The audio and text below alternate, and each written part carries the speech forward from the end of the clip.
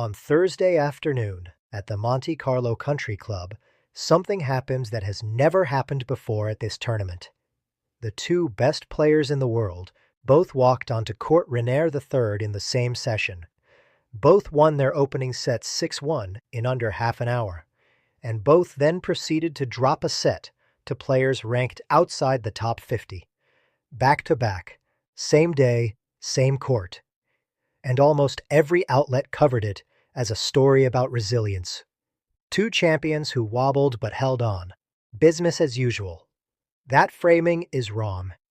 What actually happened on Thursday tells a much more uncomfortable story about where this tournament is heading and what the rest of the clay season is about to look like. Let's start with Sinner, because his match against Tomáš Macháč is the one that produced the most dramatic moment of the day, and the one that, beneath the surface of the result, raises the most serious questions going into the quarterfinals. The match started in a way that must have felt almost boringly familiar to anyone who has watched Sinner this year. He won the first set 6-1 in 26 minutes. Macháč, ranked 53rd in the world, and a player Sinner had beaten all 4 times they'd previously met, barely got a look in a single rally in that opening set. And in the process, Sinner extended what had already become the most extraordinary set-winning streak in Masters 1000 history. 37 consecutive sets without dropping one, stretching back to October at the Shanghai Masters, running through Paris, Indian Wells, and Miami without a single blemish. The assumption in the crowd, and probably in most of the commentary boxes, was that this was going to be routine. Another clean win, another record marker quietly extended. And then the second set began, and something changed. The exact nature of what changed is important, and I want to be specific about it rather than vague, because the difference between Sinner had a bad patch and Sinner appeared to suffer a physical problem is the difference between a story about form and a story about something more concerning. What the cameras showed at the start of the second set was not a player whose shots suddenly stopped working. It was a player whose energy noticeably dropped, whose movement became slightly labored, and whose face, usually impassive and controlled in the way of someone who has learned to compartmentalize discomfort during competition, showed something closer to genuine effort in situations that should not have been requiring genuine effort. Macháč, to his enormous credit, played some of the best tennis of his career in that stretch. But the conditions that allowed him to play that well were created by something happening with Sinner, rather than by Macháč suddenly finding a level he hadn't shown before. And this matters for understanding what the result means. Sinner clawed his way back to 5-6, forced a tiebreak, and then, this is the part that tells you something about both the severity of the problem and about the man himself, lost the tiebreak 7-3, committing errors that he simply doesn't commit when he is fully functional. The set was gone, the streak was gone, and for a brief period in that tiebreak, when the errors were coming and the energy wasn't there to compensate for them, the match looked like it might slip away entirely. Then came the third set, and Sinner broke in the third game and didn't look back, winning 6-3 and advancing to the quarterfinals. The resilience in that third set was real, and it was impressive. But it does not erase the question that the second set raised. After the match, Sinner sat down for his courtside interview and said something that I think deserves to be read very carefully rather than skimmed over. I think I can be happy. Not every day is the same. I was struggling a little bit. I was a bit tired. I hope that I can recover as much as I can for tomorrow. I try to do the best I can every match I play. The most important thing today was to try and get through somehow. I can play great tennis tomorrow, hopefully. I just try to perform in the best possible way, and today is a positive. Read that slowly. He said he was tired. He said recovering is the main priority. He said he hopes he can play great tennis tomorrow, and the word hopes, coming from someone who doesn't typically need to hope his level will show up, is not a throwaway word. And this came 1 week after he completed the Sunshine Double, having played an enormous amount of tennis in Indian Wells and Miami across 2 grueling weeks on hard courts, then traveled directly to Monaco, then played 3 matches in the space of a few days on a completely different surface. The body keeps a ledger. And on Thursday afternoon at Monte Carlo, Sinner's body may have been presenting an account that is starting to come due. And here is what I find genuinely fascinating when you zoom out and consider the full picture of Sinner's 2026, because the physical questions around him are not entirely new. 12 months ago, he was forced to withdraw from the Shanghai Masters with cramping against Talon Griegspoor. And it was precisely that withdrawal that started the clock on the 37-set streak, because it ended the run that preceded it. So the streak began with a physical problem, and 12 months later, it ended under conditions that appeared to involve a physical problem. That symmetry might be coincidence, but it might also be telling you something about the recurring tension in Sinner's game between the relentless consistency he produces at his best and the physical cost of maintaining that consistency over a season that doesn't offer much space to breathe. He also withdrew through injury issues at various points last season, including the Toronto withdrawal in July and the cramping in Shanghai in October. These are not unrelated data points. They form a pattern that the clay season, with its slower, more physically demanding rallies and its brutal sequence of back-to-back tournaments, is going to test seriously over the next 6 weeks. None of this means Sinner can't win Monte Carlo. He won the 3rd set against Macháč with relative ease, which suggests the energy recovered or the problem, whatever it was, eased as the match went on. His quarterfinal against Felix Auger-Aliassime is a genuine test, but one he should be favored to win if he is at his best.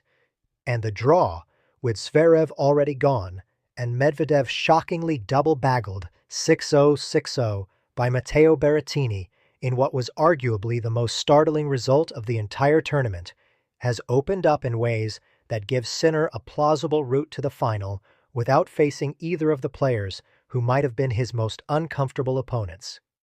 So the path is there, but the condition of the man walking that path is now a legitimate question, in a way it wasn't on Tuesday evening when he dispatched Humbert without breaking sweat.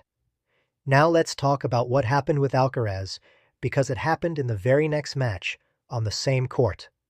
And the parallel between the two stories is too precise to be ignored. Alcaraz faced Tomáš Macháč, the reigning Rio Open champion, a clay court specialist who came into this match having already beaten 2 top players in 3-set battles to reach this stage. His game is built entirely on the clay court attrition model.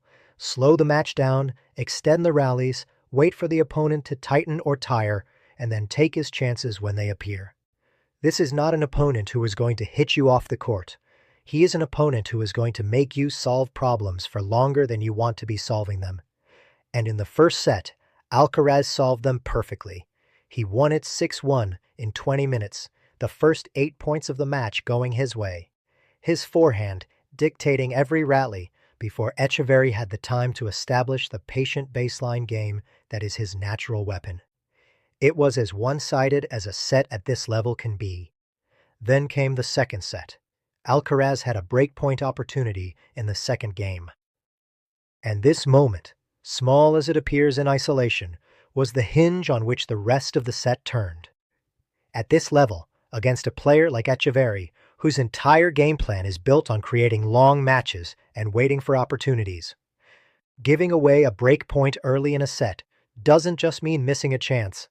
It means extending the psychological timeline of the match in a direction that suits the man on the other side of the net.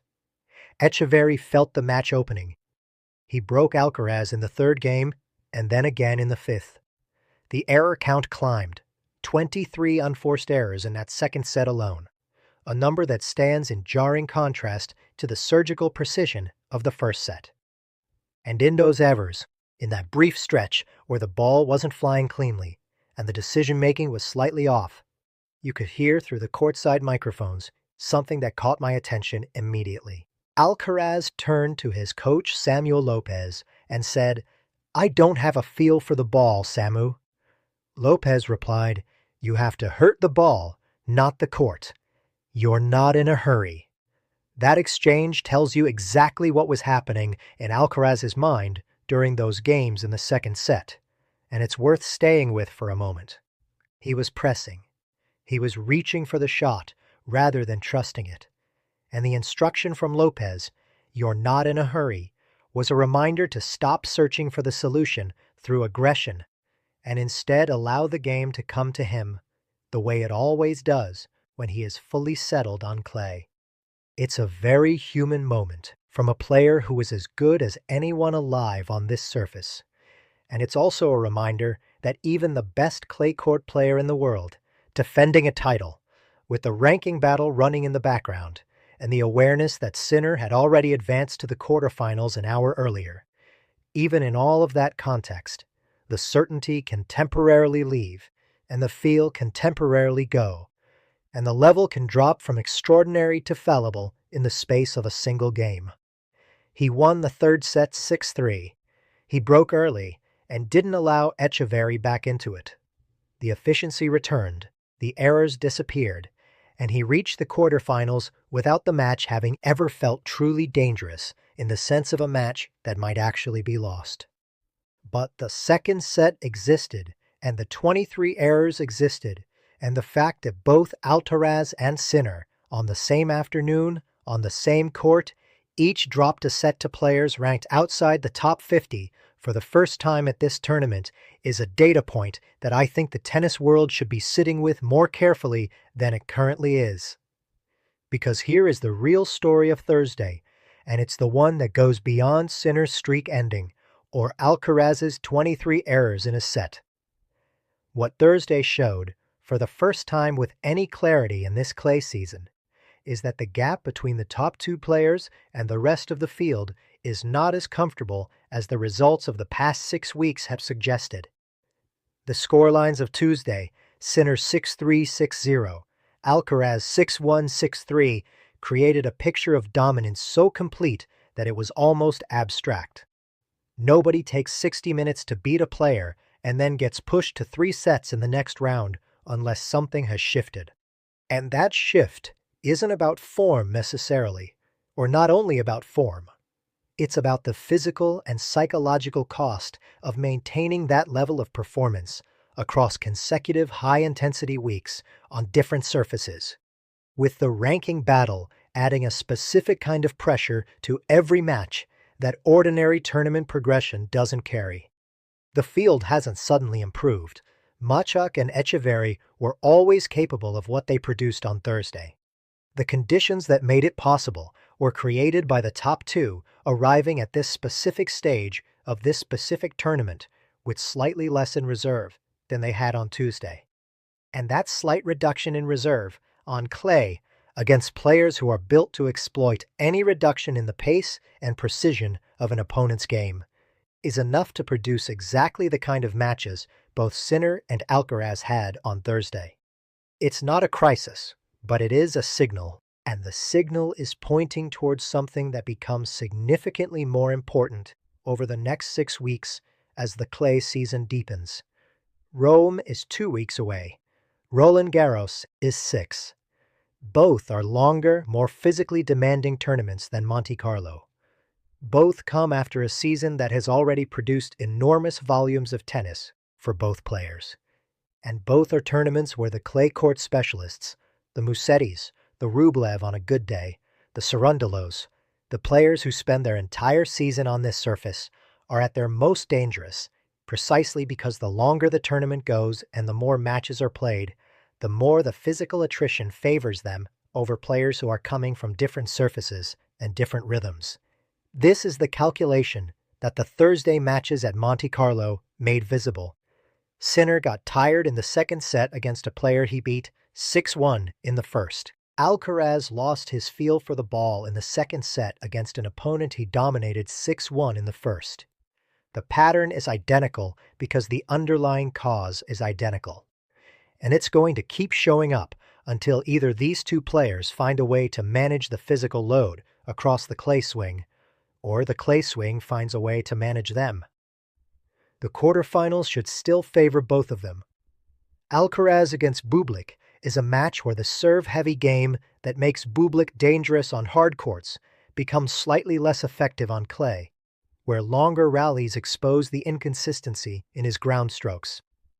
Sinner against Auger-Aliassime is a match where Sinner's second serve, even at 90%, is better than anything FAA can produce regularly, and where Sinner's baseline game should have enough in it to control points regardless of the condition he's in.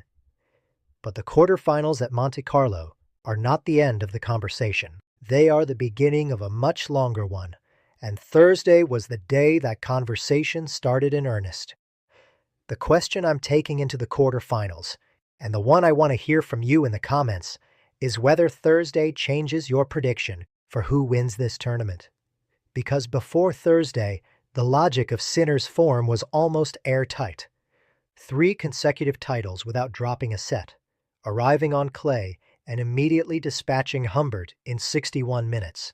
That was the profile of a player who was going to win Monte Carlo, almost regardless of who was across the net. After Thursday, that logic has a crack in it. Not a break, not a collapse, a crack. And in a tournament that is now heading into its final 4 matches, cracks have a way of widening. Tell me below whether you think Sinner still wins it, or whether Thursday changed something for you. And if you want the full breakdown of where I think the clay season goes from here, Rome, Madrid, Roland Garros, and which of these 2 men is going to arrive in Paris in the better condition, that video is already coming. Because what happened on Thursday in Monaco was not just about a streak ending or a defending champion dropping a set. It was the clay season announcing itself, and both players heard it.